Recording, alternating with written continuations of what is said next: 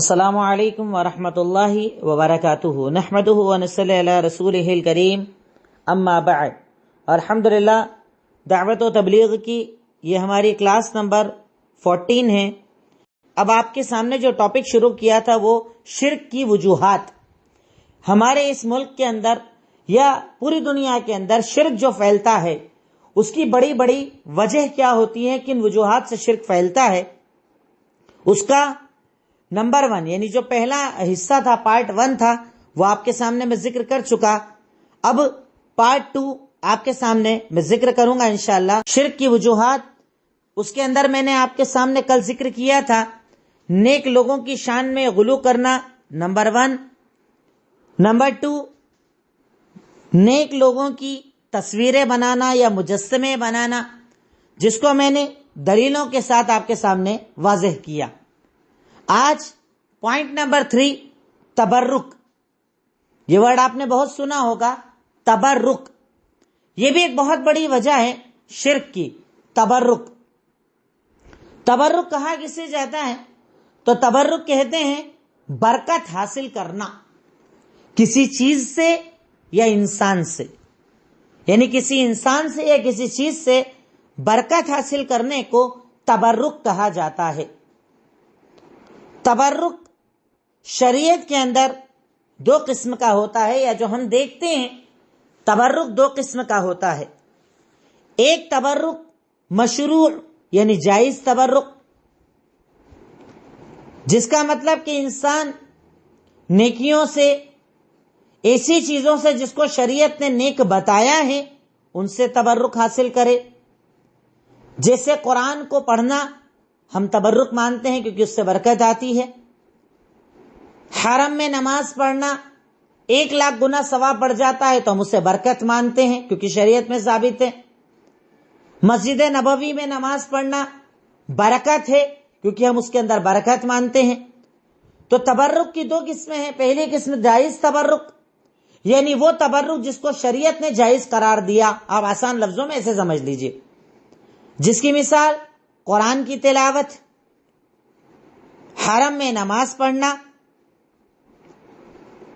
مسجد نبوی میں نماز پڑھنا۔ تو جائز تبرک کے اندر میں نے آپ کو تعریف بتا دی کہ وہ تبرک جس کو شریعت نے جائز قرار دیا ہو، یہ ہو گیا تبرک کی ایک قسم۔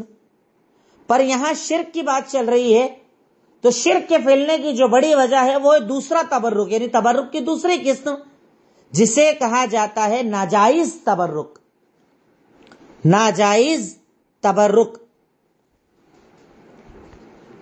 اب اس کے اندر اگر آپ ڈیٹیل لکھیں تو خود ناجائز تبرک کی بھی 2 قسمیں ہوتی ہے۔ اس بات کو بڑی غور سے سمجھنا آپ، کیونکہ تبرک کا سسٹم ہمارے یہاں بہت زیادہ ہے۔ آپ نے دیکھا ہوگا ہر چیز سے لوگ تبرک حاصل کر رہے ہیں۔ اس کو چوم لیا، اس کو چوم لیا، اس پر سر لگا لیا، اس کے آگے سر جھکا لیا، اور آدمی سمجھتا ہے کہ اس سے میرا ایمان بچ جائے گا، میری مرادیں پوری ہو جائیں گی، میری تکالیف دور ہو جائیں گی، جبکہ تبرک جائز اور ناجائز، اس کو سمجھنا بہت زیادہ ضروری ہے۔ ناجائز تبرک، ہر وہ تبرک جس کو شریعت نے جائز قرار نہ دیا ہو اسے ناجائز تبرک کہا جاتا ہے۔ اب اس کی 2 قسمیں ہیں۔ ایک شرک والا تبرک۔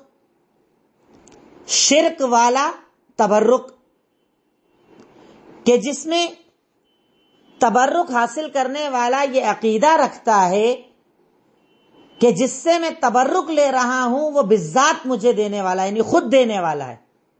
فرق سمجھیے گا آپ، ہو سکتا ہے چیزیں ڈیفیکلٹ ہو آج والی تھوڑی، پر انشاءاللہ آپ غور سے سنیں گے تو سمجھ جائیں گے۔ تبرک میں نے بتایا 2 قسم کا ہوتا ہے، ایک جائز تبرک، ایک ناجائز تبرک۔ جائز تبرک کی مثال بتا دی، تعریف بتا دی۔ ناجائز تبرک کس سے کہا جاتا ہے تو وہ تبرک جس کو شریعت نے جائز قرار نہ دیا ہو۔ اس کی 2 قسمیں ہیں، ایک شرک والا تبرک۔ شرک والا تبرک کس سے کہا جاتا ہے کہ تبرک لینے والا یہ عقیدہ رکھے کہ جس سے میں تبرک لے رہا ہوں وہ خود مجھے فائدہ دینے والا ہے۔ یہ شرک ہو گیا کہ آپ نے اللہ کے سامنے کسی کو کھڑا کر دیا، یعنی خود دینے والا ہے، وہ خود ہی دے سکتا ہے فائدہ مجھے۔ اس کے اندر اتنا پاور ہے کہ وہ مجھے فائدہ دے سکتا ہے، تو یہ کون سا تبرک ہو گیا؟ شرک والا تبرک. اور یہ تبرک دینے کی ذات صرف اللہ رب العالمین کی ہے.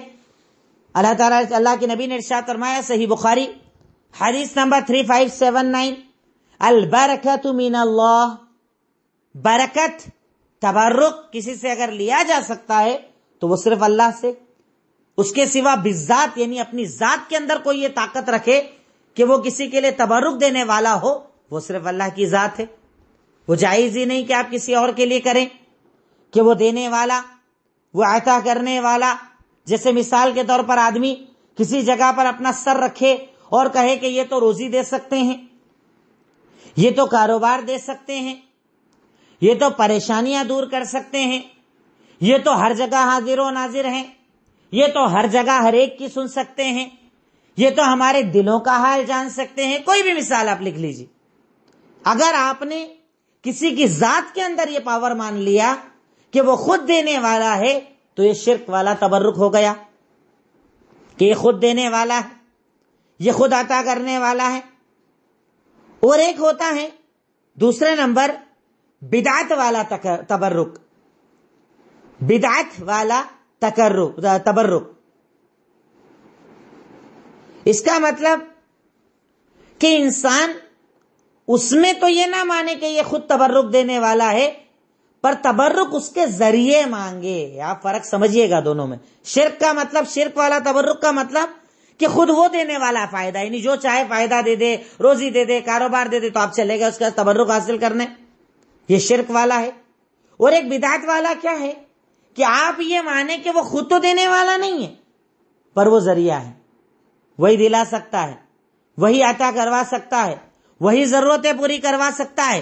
تو یہ بدعت والا تبرک ہے اور یہ بھی ناجائز ہے، یہ بھی جائز نہیں ہے. اس کو میں کلیئر کر رہا ہوں آگے آپ کے سامنے. آپ پریشان مت ہوئیے گا کہ آج کی باتیں بڑی ڈیفیکلٹ ہے، سمجھ میں نہیں آ رہی ہیں، ایسا مت سوچیے گا. میں اس کو ڈیٹیل میں آگے بیان کر رہا ہوں. یہ جو بدعت والا تبرک ہے اس کی بھی پھر 3 قسمیں ہوتی ہیں. آج قسمیں بہت ساری ہیں، آپ سمجھیے گا. میں نے سٹارٹنگ میں بتایا تبرک کی 2 قسمیں، جائز ناجائز، بات سمجھ میں آ گئی. پھر ناجائز کی 2 قسمیں بتائیں، شرک والا اور بدعت والا. شرک والا تبرک بہت کم لوگ حاصل کرتے ہیں کہ ڈائریکٹ انہی کو بول دیں کہ یہی سب کچھ دینے والے داتا ہیں. پر بدعت والا تبرک حاصل کرنے والے بہت سارے لوگ ہیں ہمارے یہاں پر. تو اس کی 3 قسمیں ہوتی ہیں.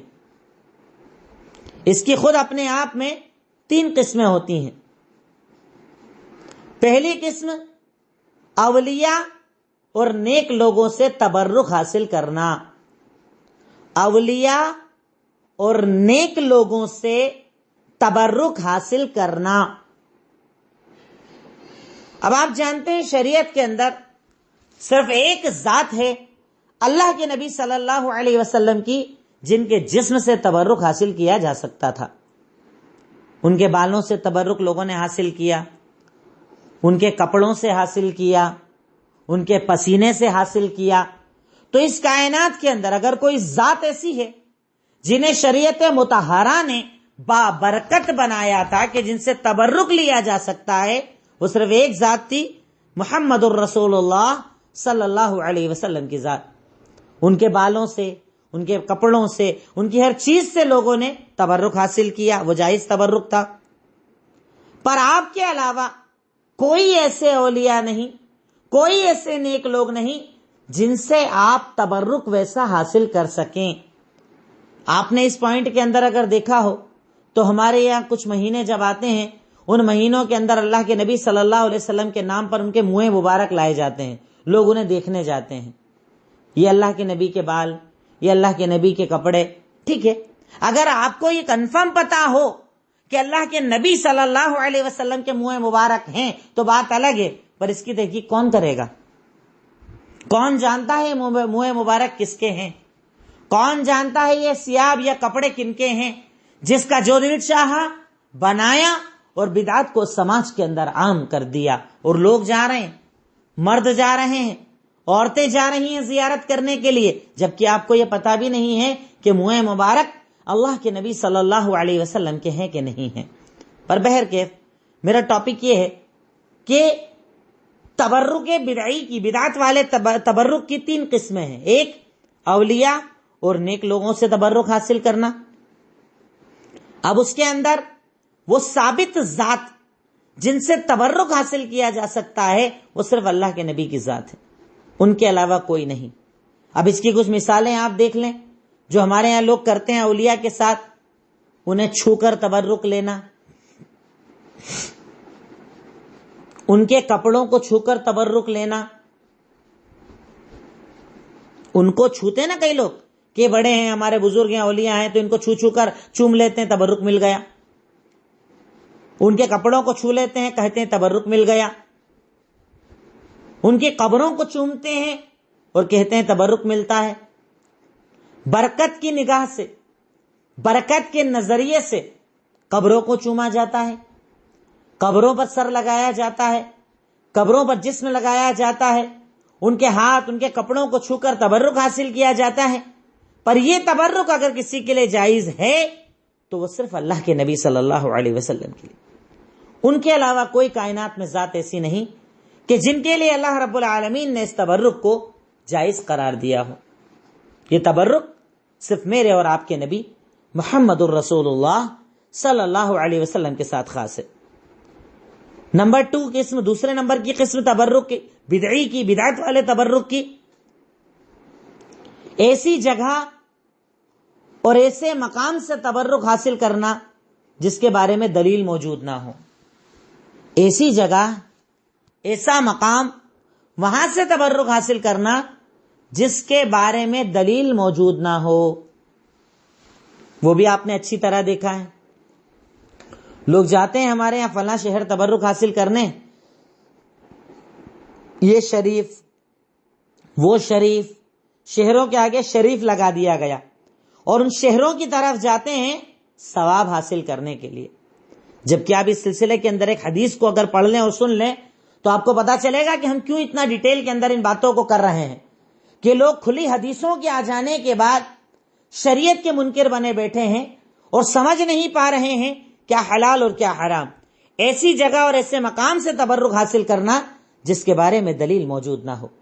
اور اس میں آپ دلیل لکھ لیجئے، اللہ کے نبی کا فرمان لکھ لیجئے، صحیح بخاری حدیث نمبر 1189.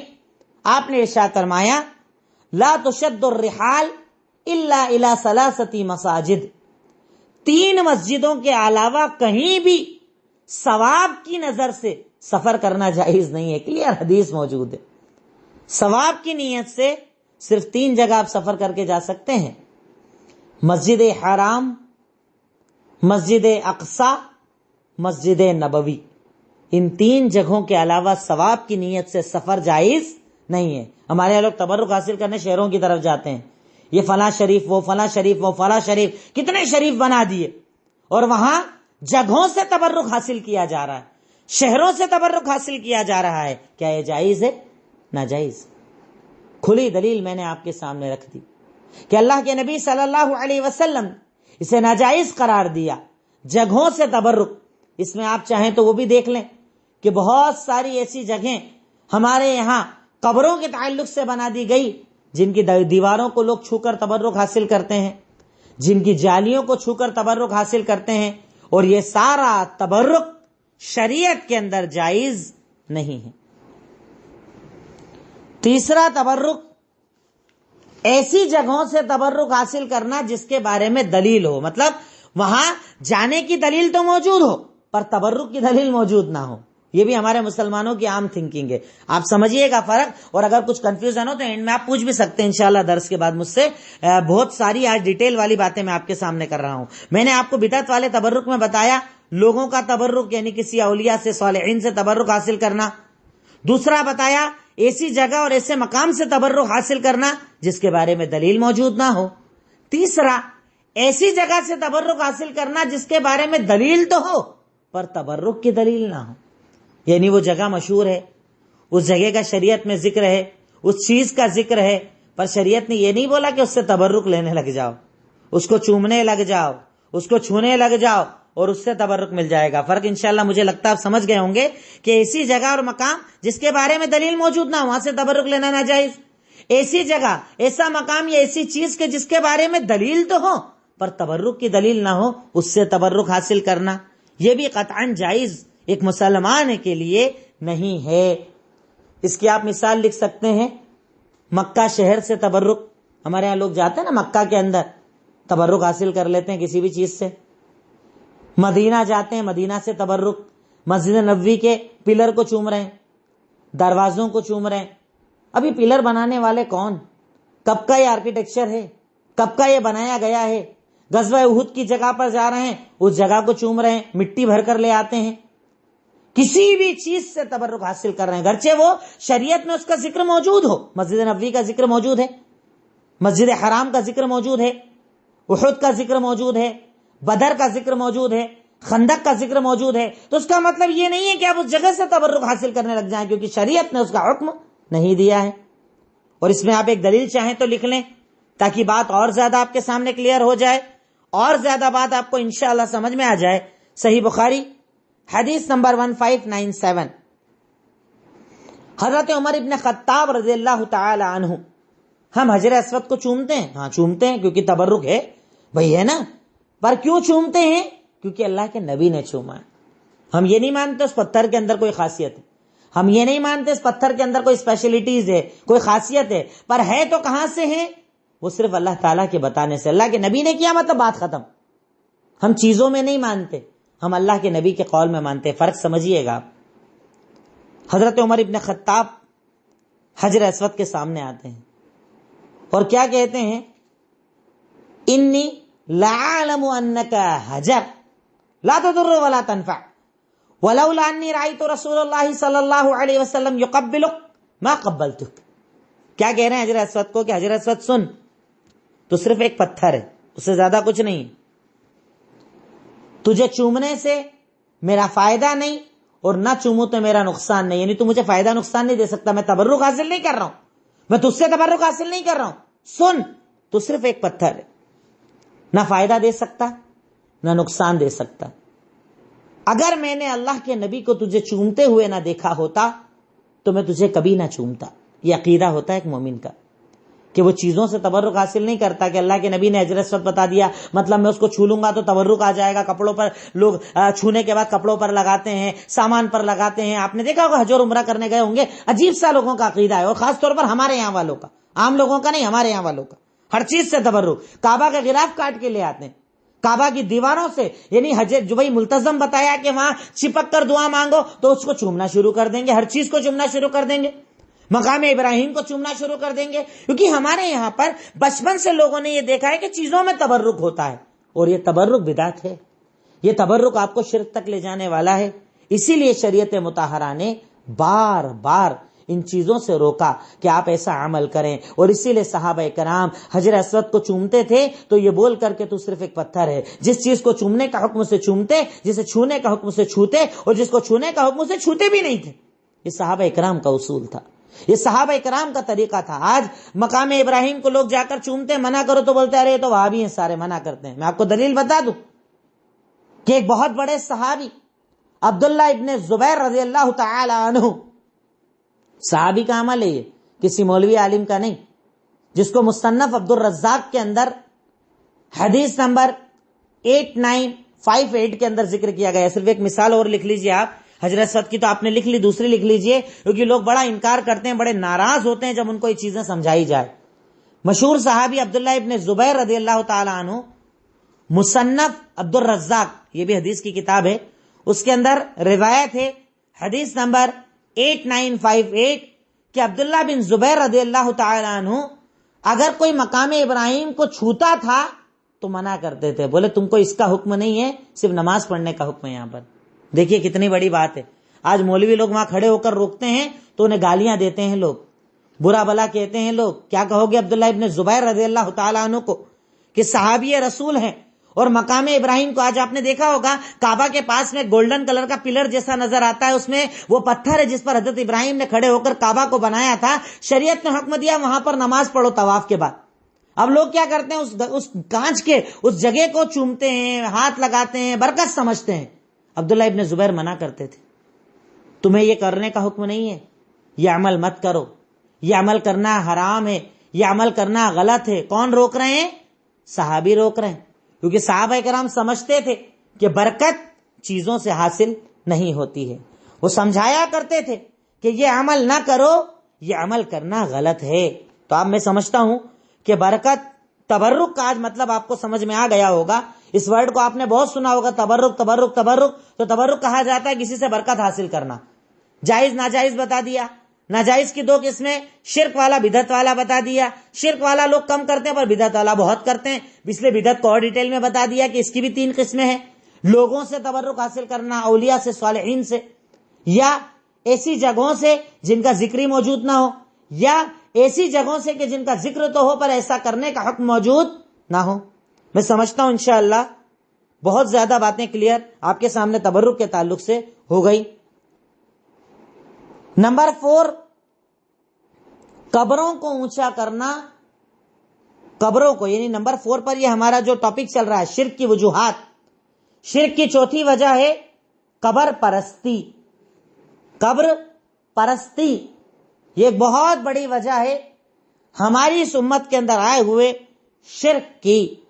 ٹوٹل آپ دیکھیے شرک کہاں سے چل رہا ہے آج ہمارے یہاں، بدعات کہاں سے چل رہی ہے ہمارے یہاں، پورے سماج کو برباد کرنے کا سسٹم کہاں سے چلایا جا رہا ہے، اور وہاں پر باقاعدہ بزنس ہوتا ہے لوگوں کے عقیدے کا، لوگوں کے جذبات کا، لوگوں کی ضرورتوں کا، لوگوں کی تکلیفوں کا باقاعدہ پیچھے لوگ بزنس کرتے ہیں، لاکھوں کروڑوں کے کاروبار ہیں، طرح طرح کا چڑھاوا چڑھایا جاتا ہے اس قبر پرستی کے ذریعے، اور یہ شرک کے پھیلنے کی ایک بہت بڑی وجہ ہے قبر پرستی، جس سے شریعت نے بار بار روکا، شریعت نے منع فرمایا، شریعت نے لعنت بتایا اس عمل کو۔ آپ چاہیں تو روایتیں لکھیں تاکہ آپ کے سامنے باتیں کلیئر ہو جائے۔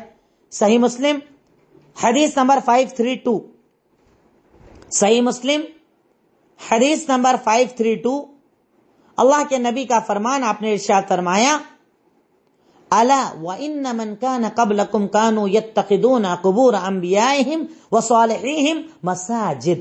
سنو، تم سے پہلے جو قومیں آئیں وہ اپنے انبیاء اور اپنے نیک لوگوں کی قبروں کو سجدہ گاہ بنا لیا کرتے تھے۔ تم لوگ قبروں کو سجدہ گاہ مت بنانا، میں تمہیں اس بات سے روکتا ہوں۔ سجدے ہو رہے کہ نہیں ہو رہے؟ اور اس کے بعد لوگ سمجھانے جاؤ تو اس کو عبادت بھی نہیں مانتے۔ ارے سجدہ ہے یہ عبادت ہے، اور اسی لیے میں نے پہلے عبادت آپ کو سمجھائی تاکہ شرک سمجھ میں آئے۔ میں نے آپ کو اس ٹائم کہی تھی بات کہ اگر آپ عبادت سمجھ گئے تو شرک سمجھ میں آ جائے گا۔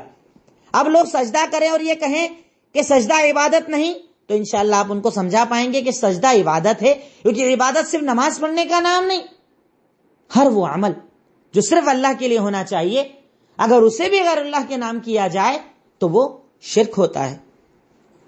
اللہ کے نبی نے صاف صاف صحیح مسلم حدیث نمبر 532 کے اندر ارشاد فرما دیا کہ یہ عمل نہ کرو، یہ عمل کرنا ناجائز ہے۔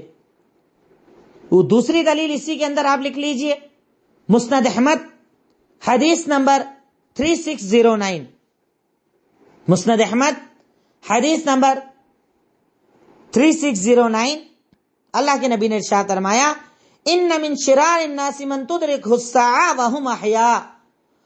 سب سے سب سے برے لوگ کون ہیں؟ جو قبروں کو سجدہ گاہ بناتے ہیں۔ یہ میں نہیں کہہ رہا، اللہ کے نبی ارشاد فرما رہے ہیں، صرف کہہ رہے ہیں کہ سب سے برے لوگ۔ اور تیسری دلیل تو اس سے بھی زیادہ سخت وعید والی ہے کہ اللہ کے نبی نے لعنت کی ہے ایسے لوگوں پر۔ صحیح بخاری حدیث نمبر 435 کہ اللہ کے نبی نے لعنت کی۔ لعنت کا لفظ سمجھتے ہیں، بہت بڑا لفظ ہوتا ہے۔ لعنت اللہ علی الیہود والنصارى اتخذوا قبور انبیائہم مساجد۔ اللہ کی لعنت ہو یہود اور نصارہ پر کہ انہوں نے اپنے انبیاء کی قبروں کو سجدہ گاہ بنا لیا تھا۔ تم یہ عمل مت کرنا، میں تمہیں منع کرتا ہوں کہ تم میری مسجد کو یا میری قبر کو، یعنی مسجد نہیں میری قبر کو سجدہ گاہ مت بنانا۔ آپ نے منع فرمایا کہ قبر کو سجدہ گاہ بنایا جائے، قبر کو سجدہ گاہ بنایا جائے، اس سے شریعت مطہرہ نے منع فرمایا۔ یہ پہلا پوائنٹ ہے، قبر پرستی کے اندر جو پہلا پوائنٹ ہے وہ یہ کہ قبروں کو سجدہ گاہ بنانا. میں شروع میں بتا نہیں پایا، اب اس کو لکھ لیجئے گا. قبر پرستی جو شرک کی ایک بہت بڑی وجہ ہے، اس کے اندر پہلا پوائنٹ ہے قبروں پر جا کر سجدے کرنا. اس کی 3 دلیلیں میں نے آپ کو بتا دی. دوسرے نمبر پر قبروں کو پکا بنانا یا زمین سے اونچا بنانا. قبروں کو پکا بنانا، قبروں کو پکا بنانا شریعت نے اس سے بھی منع فرمایا ہے. شریعت نے اسے جائز قرار نہیں دیا ہے. یہ جو ہمارے یہاں بنائی جاتی ہے سنگ مرمر کی بڑی بڑی قبریں، ماربل لگا کر، ٹائلز لگا کر، باقاعدہ اس کو ایک الگ منظم شکل دی جاتی ہے، کیا شریعت میں اس کا وجود ہے؟ شریعت سے پوچھئے نا، کسی مولوی سے نہیں، کسی عالم سے نہیں، کسی مفتی سے نہیں. چلیے پوچھئے اللہ کے نبی صلی اللہ علیہ وسلم سے کہ کیا کریں ہم، کیا ہے قبروں کا معاملہ، تو وہ آپ کو بتائیں گے. صحیح مسلم حدیث نمبر 970 ارشاد فرمایا، نہا رسول اللہ ان یجسس القبر وان یقعد علیہ وان یبنا علیہ.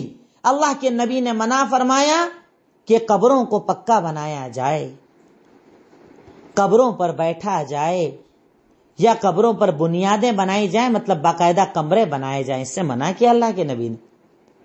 قبروں کو پکا بنایا جائے، قبروں پر بیٹھا جائے، یا قبروں پر گھر بنائے جائے. اب سوچ لیجئے آپ، جتنے بھی معاملات ہمارے یہاں کیے جا رہے ہیں، کیا آپ اسے جائز سمجھتے ہیں؟ ارے یہاں تک کہ اللہ کے نبی نے تو قبرستان کے اندر نماز کو ناجائز قرار دیا، قبرستان کے اندر نماز سے منع فرمایا اور کہا کہ وہاں پر عبادت مت کرو. اسی قبر پرستی کے اندر، قبروں کو پکا بنانے کے اندر آپ ایک اور دلیل لکھ لیجئے. سنن طبرانی حدیث نمبر 12051 کہ اللہ کے نبی نے قبروں کو پکا بنانے سے منع فرمایا. اس کی دوسری دلیل سنن طبرانی حدیث نمبر 12051 کہ اللہ کے نبی نے قبروں کو پکا بنانے سے منع فرمایا. پوائنٹ نمبر 3، قبروں پر نماز پڑھنا یا قبرستان میں نماز پڑھنے سے منع فرمایا. قبروں پر یا قبرستان پر نماز پڑھنے سے بھی منع فرمایا. اور اس کی دلیل صحیح مسلم حدیث نمبر 972 ارشاد فرمایا، لا تصلوا الی القبور ولا تجلسوا علیہا. قبروں کی طرف نماز مت پڑھو اور نہ اس پر بیٹھو. منع فرمایا قبروں پر نماز، قبرستان میں نماز، جہاں قبریں ہوں وہاں نماز پڑھنے سے منع فرمایا. صحیح مسلم حدیث نمبر 972. یہ مشہور روایت ہے جس میں اللہ کے نبی نے قبر پرستی سے روکا. اب سوچئے آپ کہ اللہ کے نبی نے قبروں کو پکا بنانے سے منع فرما دیا، قبرستان جا کر اس طرح کے اعمال سے منع فرما دیا، سجدے کر کے تبرک حاصل کرنے کو منع فرما دیا، تو آج یہ جتنے اعمال ہمارے یہاں پر قبر پرستی کے نام پر کیے جا رہے ہیں، کیا یہ جائز ہیں؟ کیا شریعت میں اس کا وجود ہے؟ ہرگز نہیں. شریعت نے اس سے منع فرمایا ہے. اس کے بعد لکھیے پوائنٹ نمبر 5. دیکھیے میں بہت شارٹ میں باتیں کر رہا ہوں، بہت زیادہ ڈیٹیل میں باتیں نہیں بتا رہا ہوں، اور قبر پرستی کے تعلق سے جو بہت سارے عمل ہیں وہ آگے کے یعنی وجوہات میں بھی آئیں گے. اللہ کی عظمت کے اندر وہ باتیں آئیں گی، وسیلے کے اندر وہ باتیں آئیں گی، اور بھی چیزیں جو قبر پرستی سے لے کر باقی ہیں وہ آگے ذکر انشاءاللہ آئیں گی آپ کے سامنے. پوائنٹ نمبر 5 ہے غیروں کی مشابہت. غیروں کی مشابہت یہ بھی ایک بہت بڑی وجہ ہے شرک کی ہماری قوم کے اندر. اب غیر سے مراد کون؟ یہود، نصارہ، مجوس، جتنے بھی مذاہب ہمارے سامنے پائے جاتے ہیں جہاں پر اس طرح کے اعمال پائے جاتے ہیں، ان کی مشابہت اختیار کرنا. یہ بھی ایک بہت بڑی وجہ ہے اس امت کے اندر شرک کے پھیلنے کی، بہت بڑی وجہ ہے. اور اسی لیے جانتے ہیں اللہ کے نبی، آپ پہلے تو ایک مثال لکھ لیں تاکہ آپ کو بات کلیئر ہو جائے. سورہ اعراف آیت نمبر 138 ایک مثال کہ مشابہت کیسے انسان کو برباد کرتی ہے. غیروں کی مشابہت نے کیسے اس قوم کو مشرک بنایا کہ جب حضرت موسیٰ علیہ السلام اپنی قوم کو لے کر فرعون کے عذاب سے بچے، دریا پار کر لیا اور آگے بڑھے تو قوم والوں نے دیکھا کہ ایک بستی ہے اور اس میں لوگ ایک بت کی عبادت کر رہے ہیں۔ بنی اسرائیل کیا کہتے ہیں حضرت موسیٰ سے، اجعل لنا الہ کما لہم آلہہ، دیکھو ان کا کتنا اچھا معبود ہے، ایک ہمارا بھی بنا دو نا، ایک معبود، ایک اسٹیچو بنا دو، ایک مورتی بنا دو، ایک بت بنا دو، ہم ان کی عبادت کریں گے۔ حضرت موسیٰ نے ڈرایا کہ یہ عمل مت کرنا، نہیں تو برباد ہو جاؤ گے، یہ عمل مت کرنا نہیں تو برباد ہو جاؤ گے۔ پر انہوں نے کیا کیا، اس قوم کی مشابہت اختیار کی اور آگے چل کے بچڑا بنایا تھا، اور بچڑا بنانے کے بعد کیا حضرت موسیٰ اور عیسیٰ کو ماننے کا دعویٰ کرنے والے یہود اور نصارہ آج اپنی عبادت گاہوں کے اندر بت نہیں رکھتے؟ کہیں حضرت عیسیٰ کے نام کا بت، کہیں حضرت مریم کا بت، کہیں حضرت عزیر کا بت، بت پرستی کی، بتوں کو بنایا اور بتوں کی عبادت کی۔ اور آج ہماری قوم انہی کی طرح کہ جس سے اللہ کے نبی نے روکا تھا کہ قبروں کو اتنی زیادہ اہمیت نہ دینا، قبروں کو پکا نہ بنانا، قبروں کی عبادت اس طریقے سے نہ کرنا، اس قوم نے انہی کی مشابہت اختیار کی ہے۔ اس قوم کے اندر جو عمل پایا گیا وہی عمل آج اس قوم نے اپنایا، اور اسی لیے اللہ کے نبی نے صحیح بخاری حدیث نمبر 5892 کے اندر ارشاد فرمایا تھا، خالف المشرکین، مشرکوں کی مخالفت کرو۔ کہیں کہا یہود و نصارہ کی مخالفت کرو، غیروں کے طریقے کو مت اپناؤ۔ آج میں اگر بڑی کھل کر بولوں، کیا فرق نظر آتا ہے آپ کو ایک مسلمان جو بدعت اور شرک پر ہے اور ایک غیر مسلم کے درمیان؟ تہواروں کا انداز دیکھ لیجئے، بت پرستی کا انداز دیکھ لیجئے، دھاگے اور ڈورے جو باندھے جاتے ہیں اس کا انداز دیکھ لیجئے، کس کس چیز میں آپ اپنے آپ کو ان جیسا نہیں پاتے۔ آج یہ امت جو توحید کی دعوت دینے کے لیے دنیا کے اندر آئی تھی، اس نے غیروں کی مشابہت کے اندر سیم ٹو سیم اپنے آپ کو ویسا ہی بنا لیا، انہی جیسا 10 دن کس چیزوں کو بٹھانا اور 10 دن بعد اتار دینا، نظر و نیاز مانگنا، ان سے دعائیں مانگنا، سوال کرنا، اس امت نے اپنی زندگی بنا لیا۔ یہ غیروں کی مشابہت جسے اختیار کیا گیا اور اس بنیاد پر یہ امت برباد ہو گئی۔ میں کل کے ٹاپک میں جو میرا رہے گا کہ بت پرستی کی ایک بڑی وجہ ہے یا شرک کی ایک بڑی وجہ ہے، جو وجوہات میں آپ کو بتا رہا ہوں اس میں ایک آئے گی اللہ کی عظمت کو نہ جاننا اور وسیلہ، کل انشاءاللہ آپ کے سامنے آئے گا، اس میں ان باتوں کو اور زیادہ انشاءاللہ میں کلیئر کروں گا، اتنا زیادہ انشاءاللہ صاف ہو جائیں گی کہ آپ کو سمجھ میں آئے گا کہ شریعت نے مانگنے کا سسٹم کہاں سے بتایا ہے، کیا طریقہ ہے مانگنے کا۔ پر آخری میرا یہ پوائنٹ کہ ہمیں برباد کرنے والی ایک بڑی چیز ہے غیروں کی مشابہت، ان جیسا اپنے آپ کو بنا لیا۔ کئی مقامات پر تو آپ جا کر دیکھو تو فرق ہی نظر نہیں آتا کہ ان میں اور ہم میں فرق بچا ہی کیا ہے۔ جو وہ کر رہے وہ ہم کر رہے، جو وہ اٹھا رہے وہ ہم اٹھا رہے، جو وہ دفنا رہے وہ ہم دفنا رہے، جو وہ ٹھنڈا کر رہے ہم ٹھنڈا کر رہے، ہم نے فرق ہی کیا چھوڑا ہے۔ اور اس کے بعد ہم اپنے آپ کو جنتی مانیں، اس کے بعد ہم اپنے آپ کو جنت کا حقدار مانیں، جہنم سے بچنے والا مانیں۔ یہ پیمانہ کہاں سے آیا؟ وہی عمل کر کے وہ جہنمی ہو جائیں اور وہی عمل کر کے ہم جنتی ہو جائیں، یہ فرق کرنے والی دلیل کہاں سے آئی؟ اسی لیے میں نے آپ سے کہا تھا کہ اس کلاس کو اگر آپ غور سے سنیں گے اور پڑھیں گے تو آپ کو پتا چلے گا کہ آپ کی ذمہ داری کتنی بڑی ہے۔ اس امت کو کس اندھیرے سے ہمیں مل کر نکالنا ہے، اس امت کو کس گڈھے میں سے نکال کر نور کی طرف لانا ہے۔ اندھیروں میں کھو گئی ہے یہ امت، دور ہو گئی ہے اپنے دین سے، دور ہو گئی ہے خالص توحید سے، ایک اللہ سے، ایک اللہ کی عبادت سے۔ ہمیں مل کر دوبارہ اس امت کو اس عذاب سے، اس تکلیف سے باہر لانا ہوگا۔ یہ آپ کی میری ہم سب کی ذمہ داری ہے، ہمیں اسے مل کر ادا کرنا ہوگا۔ تکلیفیں آئیں گی، گالیاں ملیں گی، برا بھلا کہا جائے گا، اعتراض کیا جائے گا، یہودیوں کے ایجنٹ، بددین، نیا دین لانے والے، پر یاد رکھنا یہ سب انبیاء کو بھی کہا گیا۔ حضرت نوح نے جب دعوت دی تو قوم نے یہی کہا تھا کہ جو تو لایا ہے وہ تو ہم نے کبھی سنا ہی نہیں۔ حضرت موسیٰ عیسیٰ کو یہی کہا گیا، خود اللہ کے نبی کو کہا گیا کہ یہ تو یہودیوں کی طرف سے لا کر سناتے ہیں، یہ تو مجنون بددین پاگل ہیں، یہ تو نئی چیز لے کر آئے ہیں، ہم نے تو ایسا سنا ہی نہیں۔ اللہ کے نبی اس سے رک گئے۔ اگر اس دن اللہ کے نبی یہ سوچتے کہ ارے سارے تو بت پرست ہیں، میں اکیلا کیا کروں گا توحید کا کام، رک جاتے تو آج اس ملک کے شہر کے اس خطے میں ہم بیٹھ کر کیا توحید پرست ہوتے؟ ہرگز نہیں۔ پر انہوں نے یہ نہیں سوچا، انہوں نے سوچا کہ میری ذمہ داری مجھے پوری کرنی ہے، اور آج وہی نبی کا مشن ہمیں لے کر آگے بڑھنا ہے۔ گالیاں ملیں گی، مار پیٹ ہوگی، برا بھلا کہا جائے گا، سازشیں ہوں گی، پلاننگ ہوگی آپ کے خلاف، سب ہوگا، پر جب تک زندہ رہو دین کو پھیلانے کے لیے زندہ رہو، جب تک زندہ رہو دین کی توحید کی دعوت کو عام کرنے کے لیے زندہ رہو، تبھی یہ زندگی کامیاب اور تبھی آخرت کامیاب۔